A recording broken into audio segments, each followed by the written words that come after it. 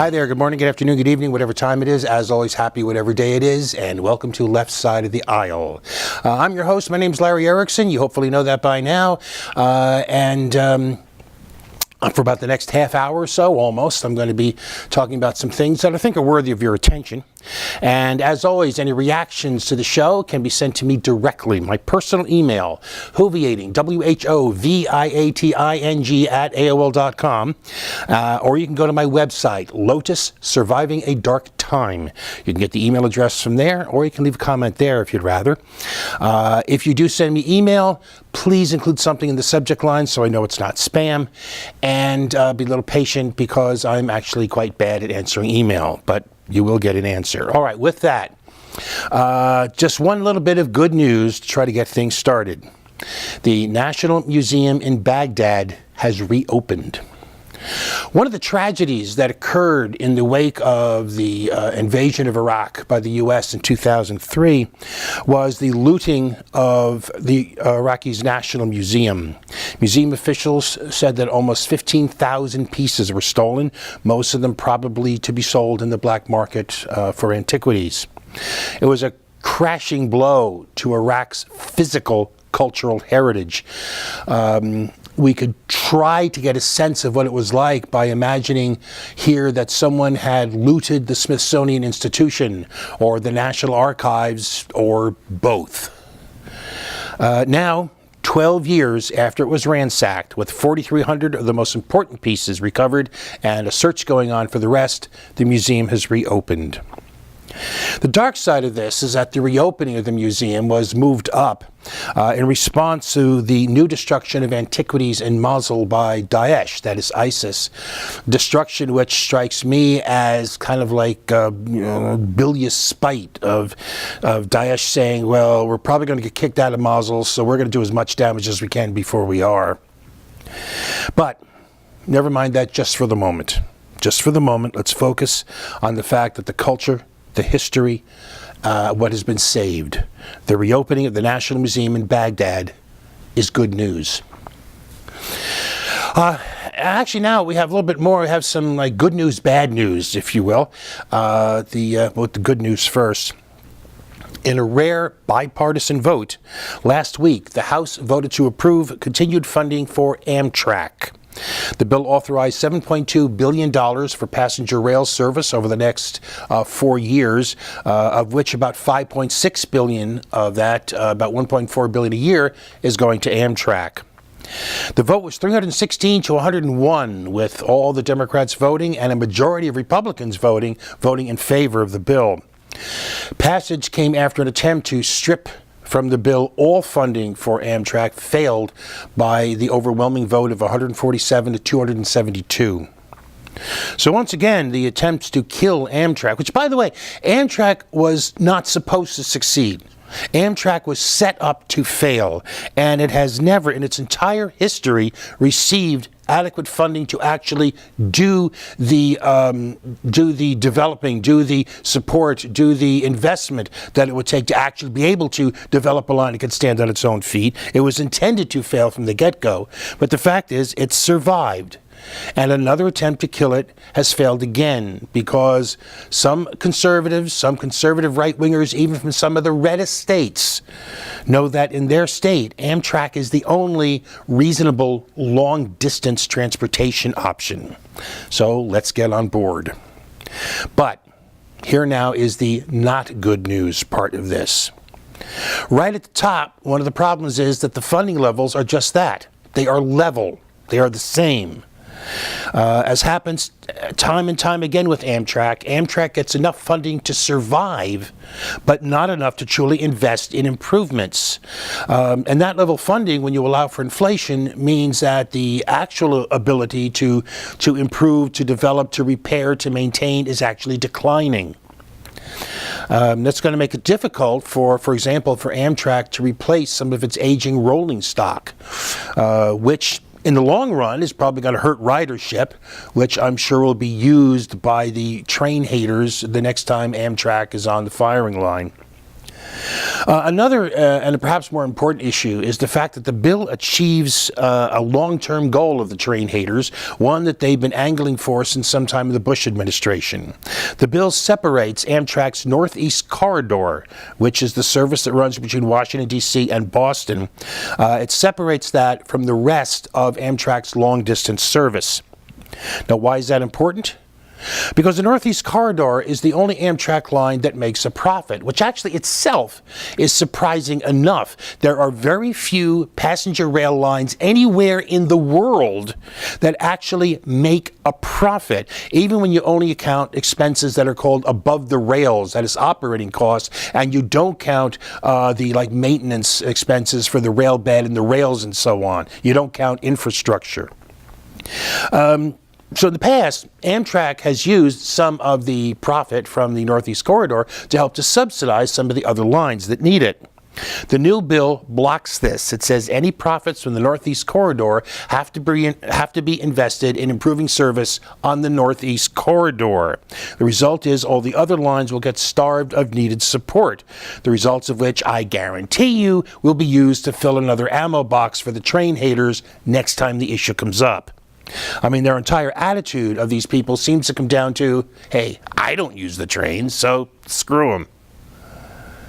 By the way, would it surprise you to know that the Northeast Corridor is the Amtrak line most often used by corporate executives and members of Congress, especially between D.C. and New York?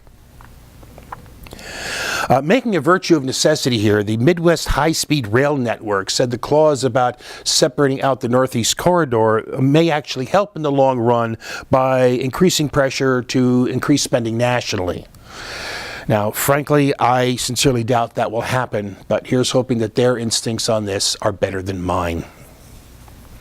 All right, moving on from there.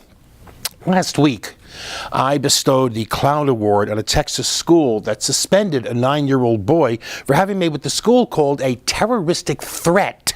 The threat consisting of telling another boy that he could turn that other boy invisible with this blue plastic ring that he had, which he said was the one true ring from The Hobbit. Now, even the school admitted that this so-called threat was actually imaginary, but they suspended him anyway. Now, in discussing this, I asked last week, at what point did we become such a frightened nation? When did we become such a terrified people? When did be afraid, be very afraid become our new national motto? As part of that, I mentioned several cases where parents were being treated almost or as criminals for, in effect, not maintaining 24/7 surveillance of their children, for not living in constant terror that their children will be assaulted or kidnapped or murdered if they, that is the parents, look away for more than a second. Well, I have an update on one of those cases which illustrates the kind of thing too many parents are being put through. The case is that of Danielle and Alexander Maitov. They live in Silver Spring, Maryland.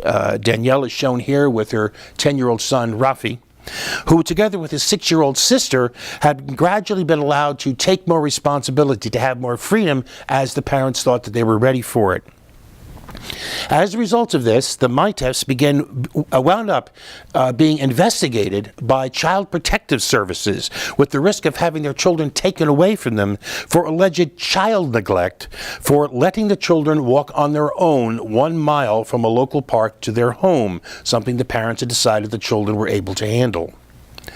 Well, Child Services now told them the outcome of their investigation. The parents were found responsible for unsubstantiated child neglect. And if you have no idea what that means, neither do the parents, neither do I, and I suspect neither does Child Services. Because what it essentially says is, well, you're guilty of child neglect, even though we don't actually have any evidence that the children were ever neglected. And we can't say you're guilty because we have no evidence, but we can say you're responsible for neglecting the children, even though there's no evidence they were actually neglected. Get it? What it means in actual practice is that the local Child Protective Services will keep a file on the family for at least 5 years, and the family is left in limbo, wondering what will happen if there's ever another report that their children are walking somewhere without them hovering over them. The implied threat to take their children away from them is actually quite real. They're expected to join in the generalized constant fear that apparently is supposed to be the norm for parenting these days. When all this started in December, when police picked up the kids halfway between the park and the home, 6 cops and 5 patrol cops came to the house. They demanded identification from Alexander Mitev and entered the home without a warrant. When Child Protective Services showed up a couple of hours later, Alexander Mitev was coerced, is the only good word, was coerced to sign a promise to never leave the children unsupervised until CPS completed its investigation under the threat of having the children being seized, quote, right now, unquote, and without giving him any opportunity to obtain legal advice. CPS workers actually questioned the Mitev's children at school without the parents' knowledge or permission, during which the social worker told the 10-year-old that he should tell his parents that he doesn't want to go out on his own anymore because there are bad guys waiting to grab you. Which means, if it means anything, that it is a considered position of local child protective services that even though crime is at its lowest level in 40 years, even though the actual incidence of child kidnapping was always very small, and most of those cases involve custody battles, the parents, and it would appear their children, are actually supposed to regard the world as drenched in constant peril, like some gory computer shoot-'em-up game with a murder on every block and a violent child molester at every intersection. Now, if this is an isolated case, it would be merely bizarre, but it's not. It's not, and it leads me to ask again, when did we become such a frightened people? All right, before our break, I have to address the letter, no pun intended, but I have to, you know what letter I mean. The one signed by 47 wackos in the Senate and directed to Iran. Positively dripping with condescension, this letter opens with, "You may not fully understand our constitutional system," and proceeds with several paragraphs that boil down to, there's actually no point in your reaching an agreement on nuclear issues with the United States and the other nations with the clearly implied tagline, so why bother? The letter was sent to Iranian leaders, with a Farsi version sent to Iranian Foreign Minister Javad Zarif, quote, in case you need a translation, unquote. Now, just how deep is the grasp these wackos have of the actual facts of the situation can be seen in the fact that Javad Zarif moved to the U.S. at the age of 17, has a master's degree from San Francisco State University, and a second master's and a Ph.D. from the University of Denver. It's also safe to say that the Iranian leadership has a pretty good grasp of the basics of the U.S. system, since Iran's current presidential cabinet contains more people who earn doctorates at U.S. universities than Obama's does. Which is probably why Zarif, pictured here, felt no need to spare the sarcasm in his reply, in which he pointedly noted that, contrary to the wacko's letter, were a future president simply to ignore an agreement reached at the executive level between nations, even if it's not for a treaty, it would be a violation of international law. Besides, he noted, by the wacko's own argument, the hundreds of things that the wacko's letter describes as mere executive agreements into which the U.S. has entered over the years are actually meaningless. But here's the point. Here's the real point of this. None of that matters. It's all irrelevant. None of it. The people responsible for this letter, the people who signed this letter, the people who said they support it even though they don't sign it, they don't care. They don't care that it got the facts about international law wrong. They don't care that it got the facts about the constitutional provisions for treaties wrong. They don't care because it has nothing to do with that. The purpose of this letter is to discourage the Iranian government from reaching an agreement or pressuring the Obama administration to let Congress have a veto over any agreement, either of which would mean no agreement. The people who signed this letter do not want an agreement. They want negotiations to fail. They want diplomacy to fail. They want this to fall apart. These people want a war. And the closer it comes to the point where it looks like there may actually be an agreement, the more rabid they become, the more obvious their desire, their intent, the more obvious it becomes, the more transparent their bloodlust becomes. Now, you think I'm overstating it? In January, Senator Tom Cotton of Arkansas, the guy who organized this letter, told a conference hosted by the right-wing group, the Heritage Action for America, that the whole purpose of congressional action is to make negotiations fail. That the purpose of congressional actions is, quoting him, the collapse of negotiations isn't an unintended consequence of congressional action. It is very much an intended consequence, a feature, not a bug. He compared international negotiations with Iran to the appeasement of Nazi Germany in the 1930s, Godwin's law strikes again, and said that the goal should be regime change in Iran, apparently because that worked out so well in Iraq. I mean, they're not even pretending anymore. They will not be satisfied until the blood flows freely in the Middle East. Their bloodlust is palpable, and I have to say that I think that at least for some of them, it's because they think a war in the Middle East will trigger the apocalypse and the second coming of Jesus, that they really do think these are the end times. Now, even if I'm wrong about that, maybe I am, hopefully I am, it doesn't change anything about the rest. The people who signed this letter are bloodthirsty warmongers who will not be happy until the pile of burnt bodies and shredded limbs is too high to see over and the wails of the wounded drown out the drones. They are despicable. And we're taking a break.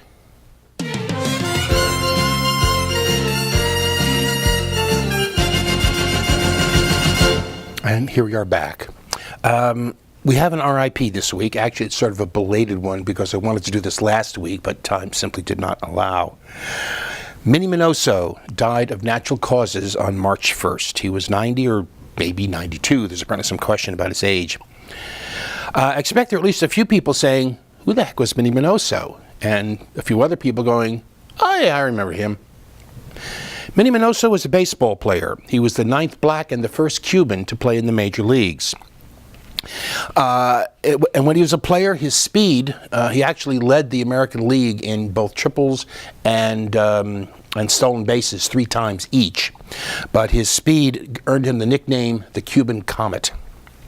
In his 17 years in the big leagues, most of them with the Chicago White Sox, he had a .298 batting average, had 186 homers, 1,023 RBIs. It was a 7-time All-Star. And what's more, I think interesting, he was a 3-time Gold Glove winner, even though the award did not exist for the first 8 years of his career.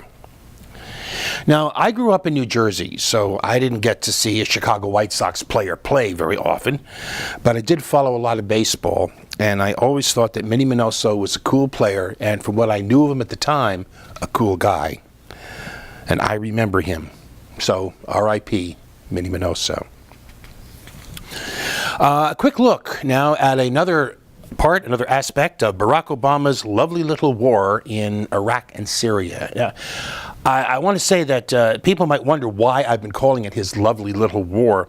It's because, I mean, this is a war. We're told it's a war. We're told we're at war with terrorism or Daesh or whoever is the current target. We're told of the importance and necessity, the vital nature of the war, that it's a war for justice and freedom and milk and cookies at bedtime and applehood and apple pie and motherhood and all the rest. It's a struggle against fanatics who would murder us in our beds if they could. But it's a war conducted, designed to produce as few U.S. casualties as possible, preferably none. To have all the dying, all the bleeding, all the suffering done by others, to have all the risk borne by others, while we pat ourselves on the back with our accolades of our greatness. In other words, a lovely little war. Anyway, as part of our lovely little war, last month a GOPR on the House Armed Services Committee urged Obama, the amazing Mr. O, to approve selling unarmed surveillance drones to Jordan. This was after Jordan had been attacking Daesh sites after one of its pilots was supposed to have been burned to death by Daesh terrorists in a cage, while trapped in a cage. Well, our Nobel Peace Prize president was not going to be out-militarized by some punk congressman. So the White House recently announced that it will permit the export not just of surveillance drones, but of armed drones. The State Department said it would assess exports on a case-by-case basis, including armed systems. Now, it said it's only going to allow this to go to allies. But the fact is, some of our allies are among the worst human rights violators in the world. Think Saudi Arabia, for example. And now they could conceivably purchase what are, put simply, remote-controlled killing machines from the United States. So maybe they can have their own lovely little war, including against their internal opposition. All right, enough of that, enough of all of that for this week. That's enough. I'm going to spend the last several minutes of the show on something else, because it's been some time since we've done an episode of And Another Thing, which is our occasional side trip away from all things political and to take a look at some cool stuff. Usually it's some cool science stuff, as it is in fact this week. So again, I'm going to spend the last couple of minutes on two things from And Another Thing. Two bits of cool science, which is especially apt because this first one is cool, literally. Scientists have been studying the interaction between glaciers and the land at the point where the glacial flow actually enters the sea, the better to understand how glaciers move and the potential impacts on them of, like, global warming, climate change, and so on. To do that, you obviously have to see where the glacier is meeting the land, which means to do that, obviously, you have to drill through the glacier. Well, researchers had been doing that at the Ross Ice Shelf, the world's largest slab of glacial ice. It hangs off the coast of Antarctica, and it is big. It's about the size of France. It is the one depicted in red on this graphic. The drilling site, naturally enough, was right by the coast of Antarctica, right where the glacier enters the sea. Well, the researchers drilled down through 740 meters of ice. That's over 2,400 feet. You're getting close to half a mile now, to reach a narrow wedge of seawater at the bottom of the glacier. Now, this wedge of seawater is only 33 feet, about 10 meters deep. It's trapped between hundreds of meters of ice above and a barren, rocky seafloor below. It is a place of perpetual dark and perpetual cold, a location so remote, so hostile, that scientists thought the only life they would find would be microbes. Instead, to their great surprise, they found fish. Fish and other aquatic animals. To make this even more surprising, the spot is 850 kilometers, that's like 530 miles from the outer edge of the ice shelf, which is the closest point where sunlight could reach the ocean and so support plankton, which form the basis of a food chain. So this leaves the scientists with a big question. What the heck are these fish living on? There are ideas, but so far no real answers.